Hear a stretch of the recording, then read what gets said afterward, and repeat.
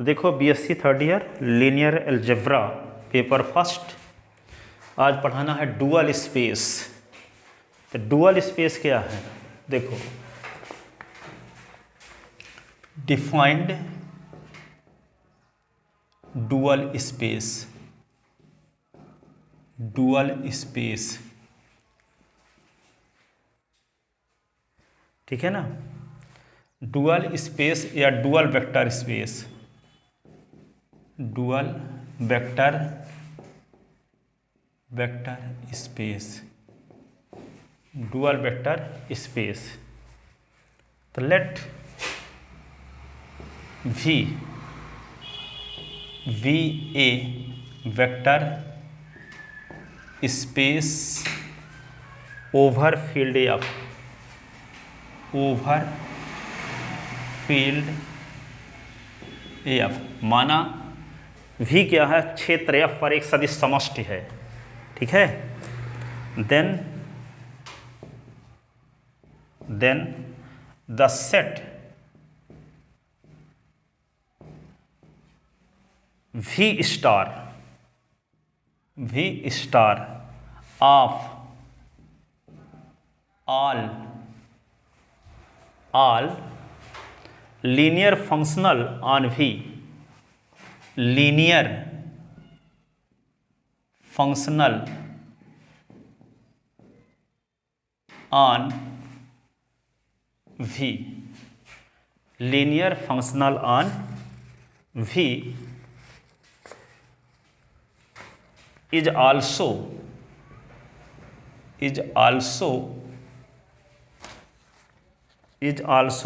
a vector space over field F, over field F, over field F। this vector space V star, this vector space V star is called dual vector space, dual vector space, dual vector space R conjugate vector space। इसका दूसरा नाम है R conjugate vector space, R conjugate vector space, R conjugate vector space, ठीक है। अब सुनो, इसको समझाते हैं थोड़ा सा, ठीक है। तो देखो V F फील्ड F पर वेक्टर स्पेस है, F एक फील्ड है, ठीक है।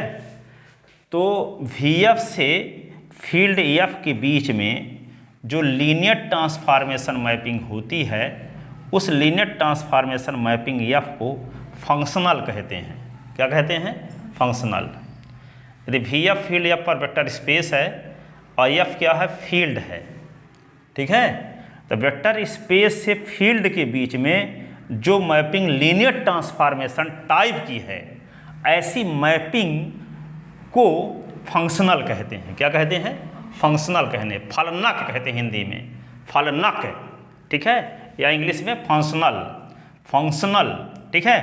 तो VF से अब फील्ड में डिफाइंड होने वाली लीनियर ट्रांसफॉर्मेशन मैपिंग को कहते हैं फंक्शनल। क्या कहते हैं? फंक्शनल। क्या बताए? किसी वेक्टर स्पेस से फील्ड के बीच डिफाइंड होने वाली लीनियर ट्रांसफॉर्मेशन मैपिंग को क्या कहते हैं? फंक्शनल कहते हैं। क्या कहते हैं? फंक्शनल। अब किसी वेक्टर स्पेस से फील्ड के बीच जितनी लीनियर ट्रांसफॉर्मेशन मैपिंग डिफाइंड हो सकती हैं, मान लो F1 है, F2 है, F3 है, F4 है, इनका कलेक्शन भी फील्ड F पर एक वेक्टर स्पेस होता है।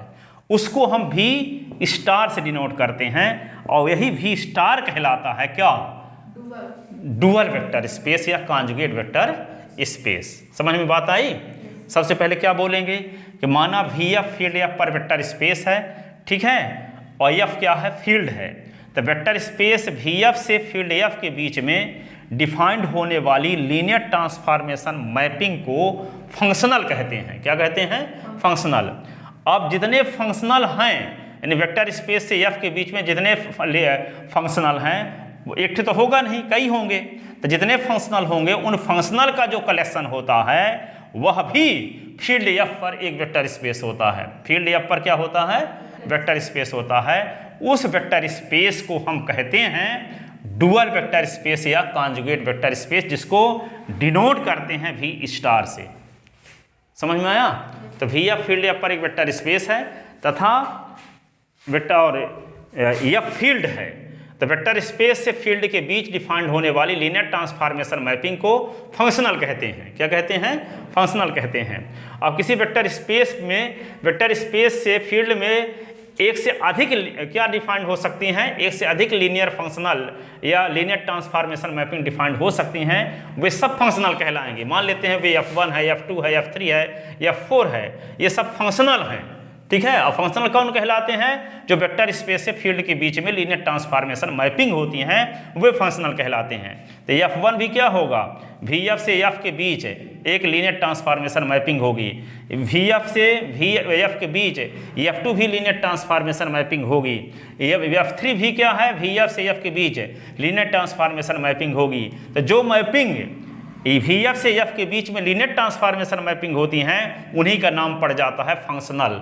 तो ये F1 भी फंक्शनल है, F2 भी फंक्शनल है, F3 भी फंक्शनल है, F4 भी फंक्शनल है। तो इन सभी फंक्शनल का जो कलेक्शन होता है, फंक्शनल का कलेक्शन एक सेट बना दें जिसमें कंटेन क्या हो? फंक्शनल कंटेन हो। फंक्शनल किसे कहते हैं जान ही चुके हो। ठीक है। VF से F के बीच में डिफाइंड होने वाली लीनियर ट्रांसफॉर्मेशन मैपिंग को कहते हैं फंक्शनल। और फंक्शनल का जो कलेक्शन होता है वह भी फील्ड F पर एक वेक्टर स्पेस होता है। इसी वेक्टर स्पेस को हम कहते हैं क्या? डुअल वेक्टर स्पेस या कॉन्जुगेट वेक्टर स्पेस। वही लिखा गया है VBA vector space over field F, then the set V star of all linear functional ठीक है on V is also vector space over field F। This vector space V star is called dual vector space या conjugate vector space. समझ में नहीं आई बात? क्या समझ में आई? कि VF फील्ड F पर वेक्टर स्पेस है और VF क्या है? फील्ड है। तो VF से F के बीच में जो मैपिंग लीनियर ट्रांसफॉर्मेशन टाइप की होती हैं, उनका नाम पड़ जाता है फंक्शनल। क्या पड़ जाता है? फंक्शनल। और VF से F के बीच में एक लीनियर ट्रांसफॉर्मेशन मैपिंग तो होगी नहीं, बहुत सारी लीनियर ट्रांसफॉर्मेशन मैपिंग होंगी, तो वे सब फंक्शनल कहलाएंगे। और सभी फंक्शनल का जो कलेक्शन होता है वह भी एक फील्ड F पर वेक्टर स्पेस होता है। उस वेक्टर स्पेस को कहते हैं क्या? डुअल वेक्टर स्पेस या conjugate vector space. Dual vector space या कॉन्जुगेट वेक्टर स्पेस। इतना बात समझ में आई? बताओ भला। VF फील्ड F पर वेक्टर स्पेस है या फील्ड है। तो VF से F के बीच में जो मैपिंग लीनियर ट्रांसफॉर्मेशन टाइप की होती है, उस मैपिंग को कहते हैं फंक्शनल। अब फंक्शनल का जो कलेक्शन होता है, फंक्शनल का जो कलेक्शन होता है वह भी फील्ड F पर एक वेक्टर स्पेस होता है, जिसे हम कहते हैं डुअल वेक्टर स्पेस या conjugate vector space. Conjugate vector space. ठीक है। अब डुअल बेसिस कैसे निकालते हैं? देखो,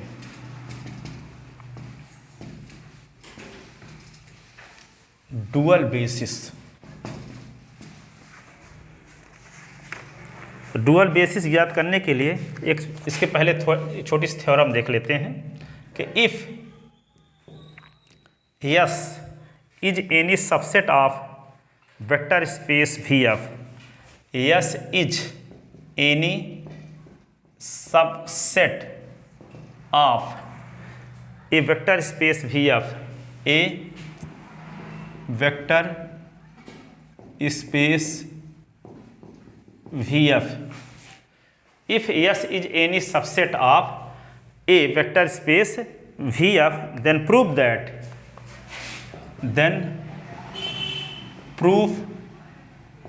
that S star is a subspace is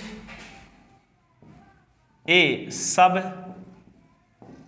space of dual vector space, dual vector space, dual vector space V star. ठीक है, if S is any subset of a vector space VF, then prove that S star is a subspace of dual vector space V star. ठीक है,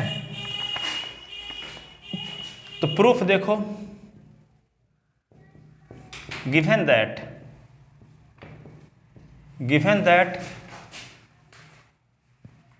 VF V a vector space over field F and S is any subset of vector space VF, vector space VF, then we have to prove that S star is a subspace of dual vector space V star.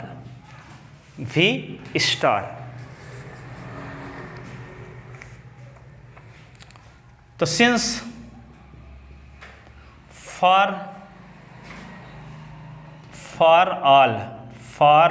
All alpha belong in S, zero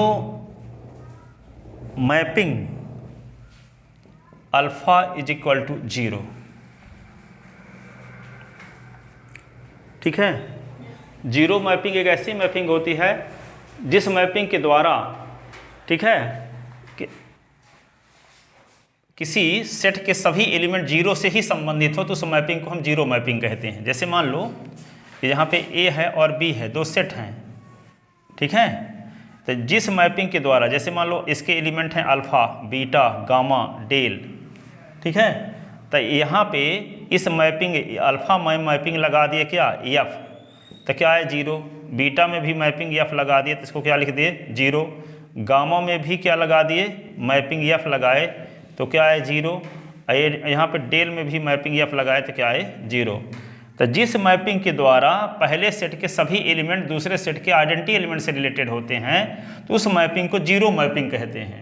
और फिर उसको F से नहीं denote करते, उसको denote करते हैं zero cap से। किससे डिनोट करते हैं? जीरो कैप से। जैसे आपको ये पता है कि जैसे fx बराबर आ गया x है, fx बराबर क्या आ गया x है, तो यहाँ पे एक में F लगाओगे तो क्या होगा एक ही होगा, दो में F लगाओगे तो दो ना होगा, तीन में F लगाओगे तो तीन ही होगा, और चार में F लगाओगे तो चार ही होगा। तो इस प्रकार की मैपिंग को क्या कहते हैं? आइडेंटिटी मैपिंग कहते हैं। क्या कहते हैं?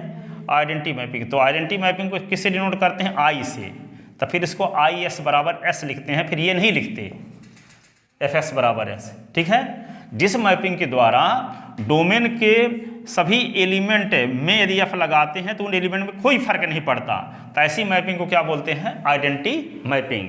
ठीक है, और जिस मैपिंग के द्वारा डोमेन के सभी एलिमेंट को डोमेन के जीरो एलिमेंट से रिलेटेड होते हैं तो उस मैपिंग को जीरो मैपिंग कहते हैं। उस मैपिंग को क्या कहते हैं? Zero mapping. तो for all alpha belong in S, zero mapping लगा देंगे अल्फा में तो क्या आएगा? जीरो। Zero mapping. तो ठीक है, तो जीरो मैपिंग, तो जीरो जो कैप है ये मैपिंग किसका मेंबर हो जाएगा? यस स्टार का कहलाएगा। तो ये यस स्टार का एलिमेंट कहलाएगा। और जब यस स्टार का एलिमेंट कहलाएगा तो इसका मतलब S is non empty set, S star is non empty set, S star is not equal to phi. Phi का मतलब क्या हुआ? रिक्त समुच्चय नहीं है, उसमें कम से कम एक एलिमेंट तो होबे करेगा कम से कम। ठीक है, और जब यस नॉन एम्प्टी सेट है इसी को बोल सकते हैं कि yes star is a non empty set. Non empty set, इसमें कुछ एलिमेंट होंगे। तो जब आप जानते हो, पीछे आपको बताया गया है, देखो या कि कॉलेज में भी पढ़े होंगे कि वी एफ फील्ड एफ पर एक वेक्टर स्पेस है और डब्ल्यू इसका सबसेट है, डब्ल्यू इसका सबसेट है। तो ये वेक्टर सब स्पेस कब होता है? जब हम ए अल्फा और बीटा, अल्फा बीटा डब्ल्यू के एलिमेंट लें, ए और बी फील्ड के एलिमेंट लें और A alpha B beta belong in W दिखा दें, तो डब्ल्यू कहलाता है वेक्टर सब स्पेस। ठीक है, क्या बोले? वी एफ फील्ड एफ पर वेक्टर स्पेस है और डब्ल्यू इसका सबसेट है। यदि डब्ल्यू के दो एलिमेंट अल्फा बीटा लें या फील्ड के दो एलिमेंट लें ए और बी, तो दोनों के गुणनफल का योगफल a alpha B beta, a alpha और b beta belong in W दिखा दें, तो डब्ल्यू वेक्टर सब स्पेस कहलाता है। ठीक है, तो क्या करना होगा आपको? एस स्टार को वेक्टर सब स्पेस दिखाना है ना। डब्ल्यू का काम कौन कर रहा है? S star.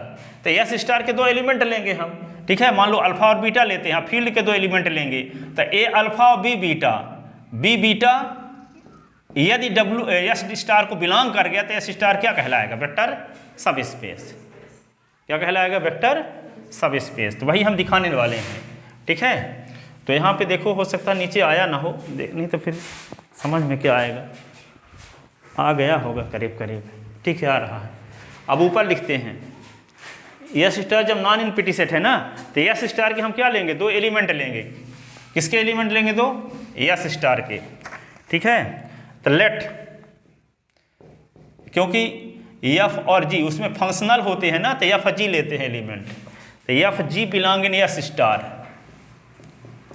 ये क्योंकि जीरो डैश मैपिंग ना है, क्योंकि एस स्टार में तो फंक्शनल होते हैं, तो फंक्शनल क्या होते हैं? मैपिंग होते हैं, जो वी से वी एफ से फील्ड एफ के बीच में लीनियर ट्रांसफॉर्मेशन मैपिंग होती हैं, उन्हीं को तो फंक्शनल कहते हैं ना।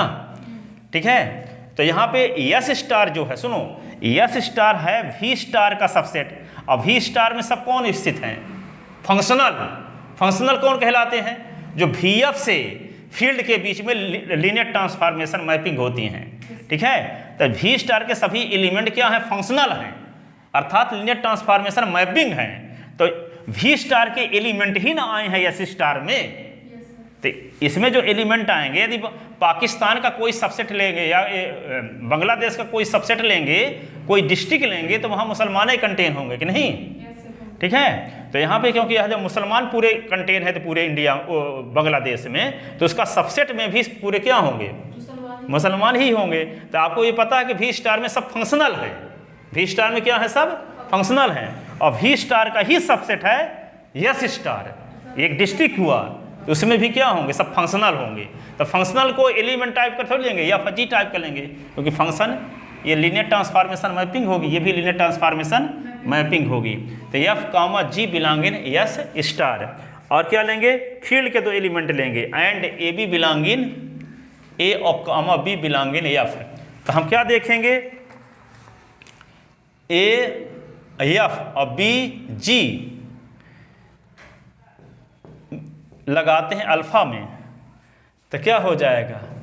इसी को लिख सकते हैं ए एफ अल्फा, इसी को लिख सकते हैं B G alpha. Sir A F plus B G लिखे हैं। हाँ,